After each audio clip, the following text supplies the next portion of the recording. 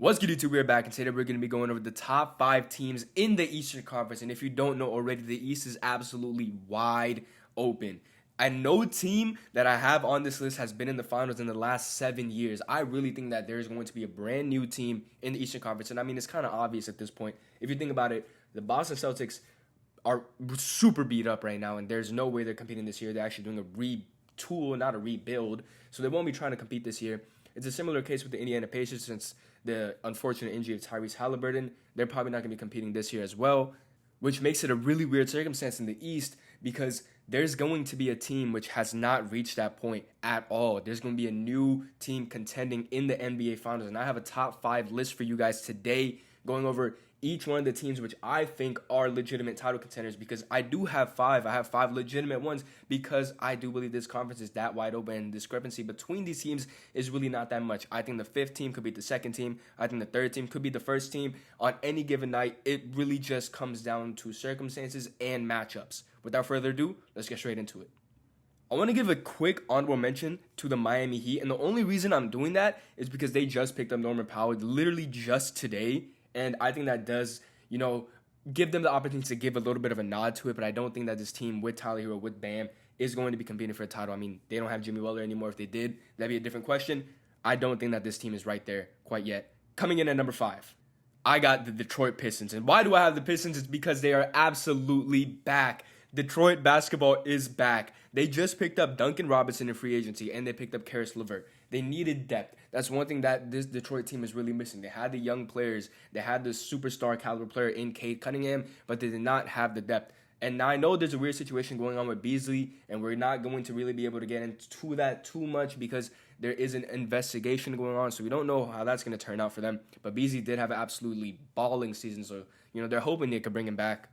But even besides that, they still have super young players that are actually high-level talents in Ausar Thompson and Jalen Duren. And I truly think that Cade Cunningham is a superstar. I think that this guy's a top 5 guard in the league. I think he might even be a top 3 guard in the league. And if you're sleeping on Detroit, bro, I promise you, they will make noise next season. They're going to be absolutely stunning a lot of these teams. Come playoff time, I think they're going to shock a ton of people. Next up, we're going to be going over the Atlanta Hawks, who... Dude, these guys were the clear winners of the NBA offseason. It's between them and the Houston Rockets. I mean, just look at what the Hawks did, right? They picked up Nikiel Alexander-Walker, absolute W pickup, a really good wing, big size, and he's able to just be so versatile for you. Then they got Kristaps for a bag of Doritos, literally a bag of Doritos. They got Kristaps for Georges Niang. Bro, what? And then, obviously, there's a big, what if, because we don't really know if Kristaps is even going to play another game of basketball. We don't know what he came down with. I mean, bro, apparently he just could not even breathe.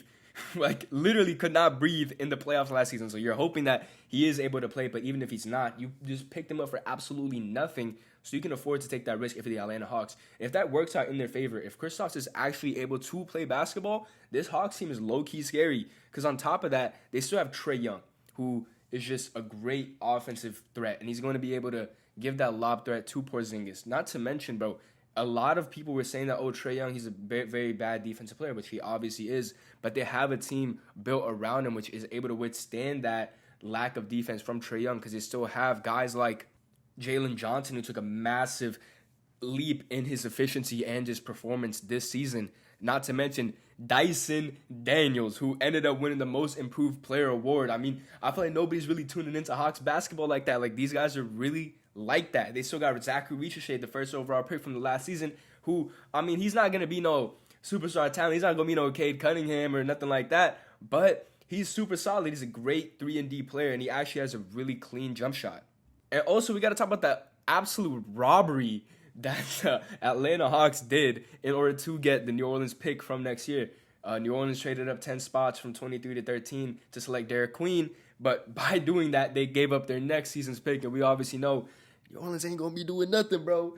New Orleans ain't doing nothing. They had no reason to give up that pick to Atlanta, and they did. So Atlanta has New Orleans pick next season, so they could even get another lottery pick, top 5 pick. That was the worst trade I've ever seen, bro.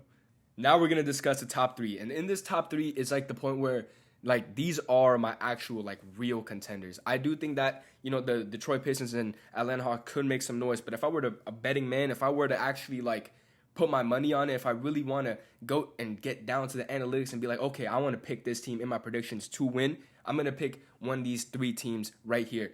Coming in at the 3rd spot, we have the Orlando Magic.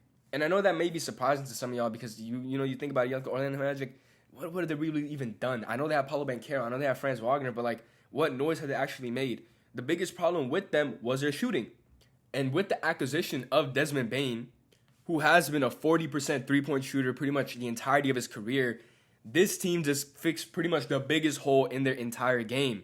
Their spacing. Paolo Banchero will be chucking up shots, bro, because not because he wants to be inefficient. He is an inefficient star, but not because he wants to be inefficient, but he got no one to pass to, bro. Like, what do you expect him to do? Pass to KCP? Like, he what else could he have done? And now you have Desmond Bane. So I expect the playmaking of Paolo Banchero to take a big leap because he actually has someone to pass the ball to. And on top of that, I expect Paolo to just be able to take smarter shots and his efficiency to go up as well. And I think people are still sleeping on the Paolo and Franz duo. I think that this really reminds me of like a young Jamal Murray and Nikola Jokic. Not saying that any of those players are going to be as good as Jokic, but I remember when this team of the young Denver Nuggets were, initially coming up, nobody was really talking about them. It was just like, oh yeah, Denver, they're cool. They're cool. And then Denver, they're cool enough to eventually win an NBA championship. And I think that this team has the makings of star power to be able to do that. Because they're a team that kind of just goes unnoticed at times, but they have that talent to go on an insane run. And not to mention, they still have guys like Jalen Suggs. I'm huge on Jalen Suggs. And then on top of that, Anthony Black, who I think has a tremendous amount of potential. They brought in Tyus Jones as a good point guard. And I mean, they need a playmaking desperately bad. I think he's going to be a good backup player. But, you can't really rely on him to be a starter. You have to get that improvement from Jalen Suggs and Anthony Black for your overall just playmaking to improve. So they're going to need to do that. But I got them at the 3 spot. I think they're super solid. Coming in at number 2, I ain't going to lie about this team pisses me off, okay? This team pisses me off because time in and time out, they just came off a 64-win season. A 64-win season, and they got bounced in the second round again.